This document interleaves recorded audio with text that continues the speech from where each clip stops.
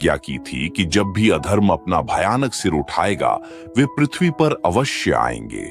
इसीलिए जब मानवता खतरे में थी और अधर्म हयग्रीव नामक राक्षस के रूप में उभरा तो भगवान विष्णु ने मछली के रूप में मत्स्य अवतार लिया।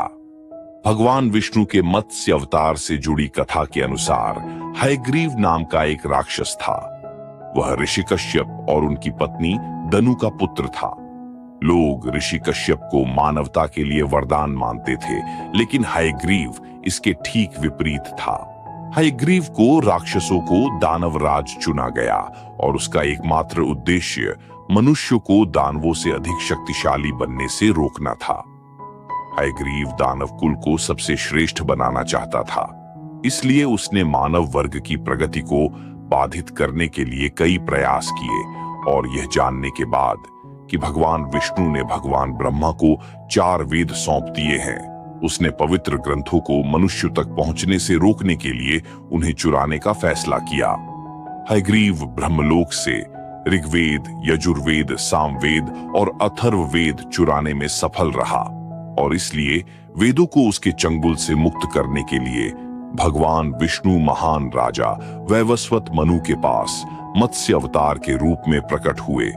राजा मनु न केवल एक नैतिक व्यक्ति थे, बल्कि भगवान विष्णु के एक उत्साही भक्त भी थे।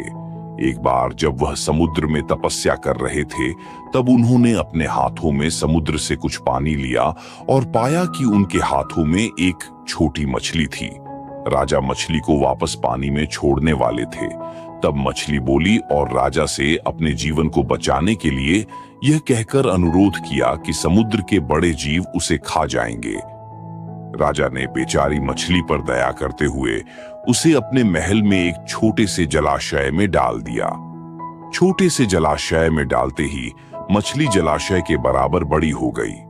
राजा ने फिर मछली को एक छोटे से तालाब में स्थानांतरित कर दिया, लेकिन फिर से मछली इतनी बड़ी हो गई कि तालाब भी उसके लिए पर्याप्त नहीं था। जल्द ही राजा को मछली को फिर समुद्र में वापस डालने पर विचार करना पड़ा। जब वह मछली को समुद्र में ले गए तो उन्हें पता चला कि यह मछली कोई और नहीं बल्कि भगवान विष्णु थे, जो राजा मनु की आस्था और महानता का परीक्षण कर रहे थे। जैसे ही राजा मनु ने मत्स्य के सामने सिर झुकाया, तब भगवान ने उन्हें आगामी बाढ़ के बारे में बताया।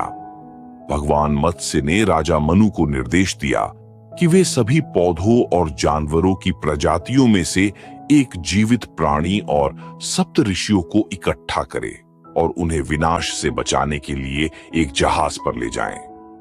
7वें दिन जब धरती पर भारी बारिश और तूफान आया तो भगवान मत्स्य राजा मनु के सामने प्रकट हुए और उनसे दिव्य नाग वासुकी को रस्सी की तरह इस्तेमाल करके जहाज को अपने सींग से बांधने के लिए कहा।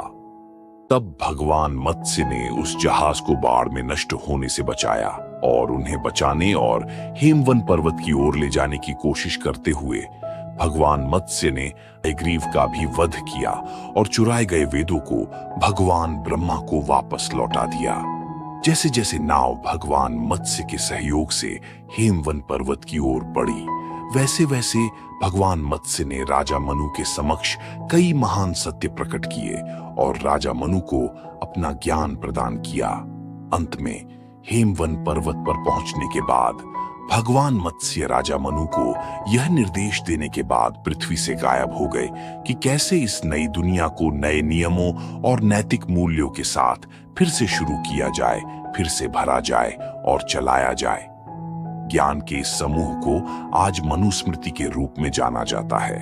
हालांकि कई लोगों को इस कहानी के गहरे अर्थ को समझने में कठिनाई हो सकती है, लेकिन ऐसा माना जाता है कि मछली को भगवान विष्णु का पहला अवतार माना जाना इस विकासवादी तथ्य को दर्शाता है कि जलीय जीवन ही सबसे पहले अस्तित्व में आया था।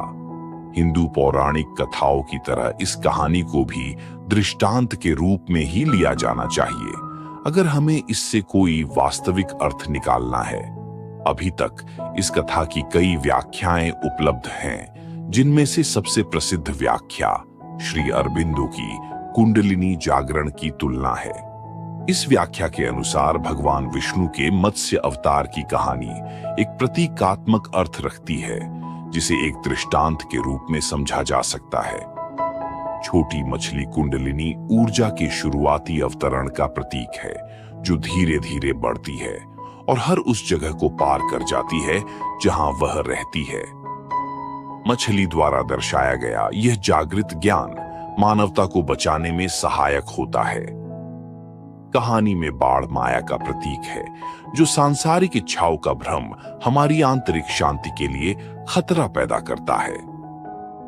नाव हमारी चेतना का प्रतिनिधित्व करती है, जिसे केवल ज्ञान रूपी मछली के जागरण के माध्यम से माया की विनाशकारी तरंगों से बचाया जा सकता है। 7 महान ऋषि हमारे शरीर के भीतर ज्ञान के केंद्रों और 7 चक्रों का प्रतीक है।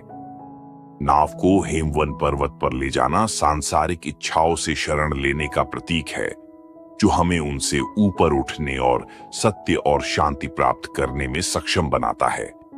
हेमवन पर्वत हमारे सिर में स्थित ज्ञान के सर्वोच्च केंद्र का प्रतिनिधित्व करता है। मछली के रूप में भगवान विष्णु के पहले अवतार की कहानी गहरे अर्थों और सबक से भरी हुई है। यह दिखाता है कि समय के साथ जीवन कैसे विकसित हुआ, और यह महान दार्शनिक विचारों को समझाने के लिए एक रूपक के रूप में भी काम करता है।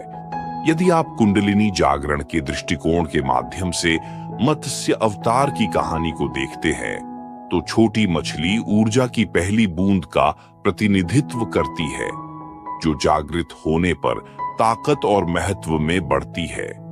यह दिखाता है कि जानकारी कैसे चीजों को बदल सकती है और यह लोगों को बचाने में कैसे मदद कर सकती है। हम आशा करते हैं कि आपको आज की वीडियो पसंद आई होगी। ऐसी और वीडियोस देखने के लिए धन्यवाद।